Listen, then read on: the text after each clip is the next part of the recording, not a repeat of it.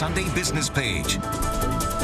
The developing energy industry in western Pennsylvania faces some interesting challenges right now as it looks for ways to safely drill and market natural gas. The law firm Babst Calland recently released its results of a study conducted on the energy industry, as well as exploration activities in Pennsylvania, Ohio, and West Virginia. Now, Joe Reinhart, a Pennsylvania and a Pittsburgh-based attorney, he is here right now as a shareholder from Babst Calland, specializing in environmental law. That includes a study of exactly how state and federal laws affect development, production, and disposal waters and wastes that come from oil, gas, and coal exploration.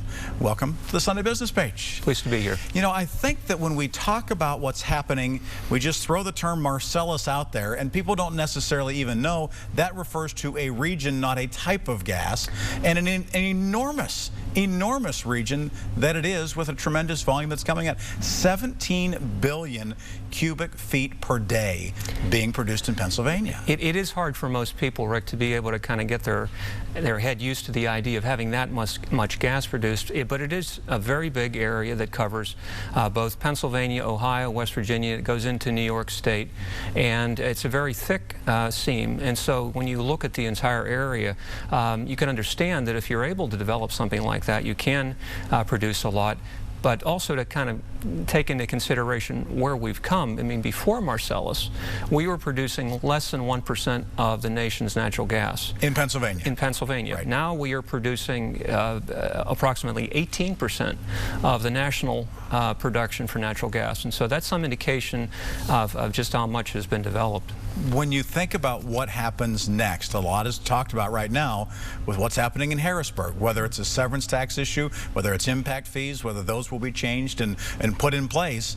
How is that going to affect what happens here next? Or are there other economic factors out there in terms of supply and demand that is a bigger challenge?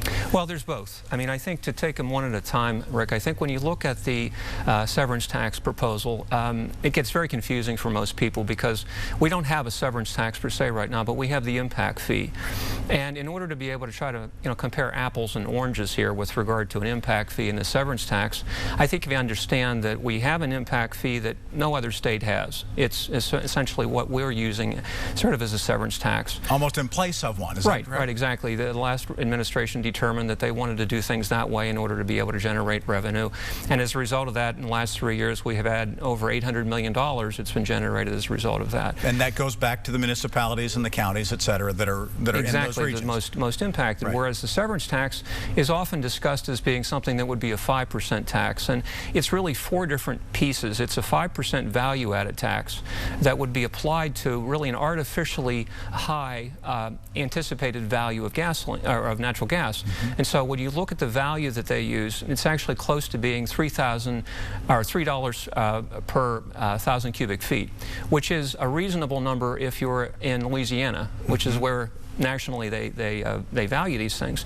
If you're here locally, however, it's closer to just over $1 MCF. And so when you apply 5% to that, it's an artificially high number that builds in more. Right. And then on top of that, with the present proposed tax, you would also have an additional 4.7 cents per MCF. And then you would also have a reduction in terms of not being able to reduce the cost you would have for post-production. The independent fiscal agency in Pennsylvania calculated that the effective tax rate after all of that would be roughly 17% next year. Wow. If you compare that to where we are now and you try to make basically an equivalency with what we have, it's roughly this year about 4.7%. So we'll basically take Pennsylvania from being the lowest to one of the highest. Is that correct? That's exactly what the IFO determined, which is, I think, scary to the industry because right now with low prices being offered for gas, they're having to cut back in terms of production. They don't have as many people that they've been able to hire as a result of that.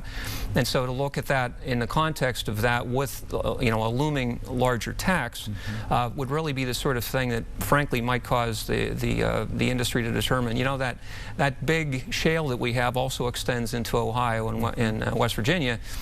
And perhaps we ought to be developing there. Maybe they go there instead. Are we at a tipping point, do you think, Joe? Do you think we're at a point right now where you say this could go either way and Pennsylvania could be in or could be out? Well, I think I think the development is going to be there. With regard to where the tax is, it's hard to say because I think one of the challenges is that because of the fact that certain parts of eastern Pennsylvania are not getting the same amount of money because of an impact fee being largely something that Western Pennsylvania is going to be getting, or the areas that are affected by it.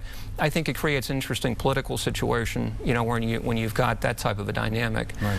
And then when you consider the fact that all of this is occurring at a time when the Pennsylvania DEP is looking at extensively changing the rules in terms of how companies manage their operations, that's going to add a lot of costs. That's going to be another additional issue that the agency has, or the companies have to deal with. So it's no wonder your handicap's gone up. You're not playing much golf these days with all these things going on, I suppose, right now, and when it comes to the environmental issues and things like that for gas. Yeah, that's right. Almost every day you'll find something else. So the clients are calling a lot because, we released our white paper here just a couple weeks ago. Right. But since that time, there's been all these additional developments relating to taxes. Other reports get issued.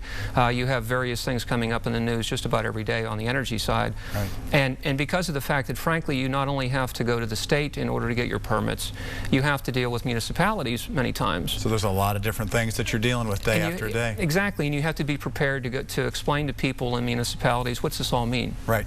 Right. Because they read the stuff and they're confused. Well, thanks so much for trying to explain it to us and letting our viewers have a little better idea what's going on out there. Thank you very much. I appreciate the time. Good to see you again. Joe Reinhart talking to us from Babst Calland about some of the environmental issues that are out there right now with the Marcellus Shale. We'll be right back with Sunday Business Page and wrap things up in just a couple of minutes.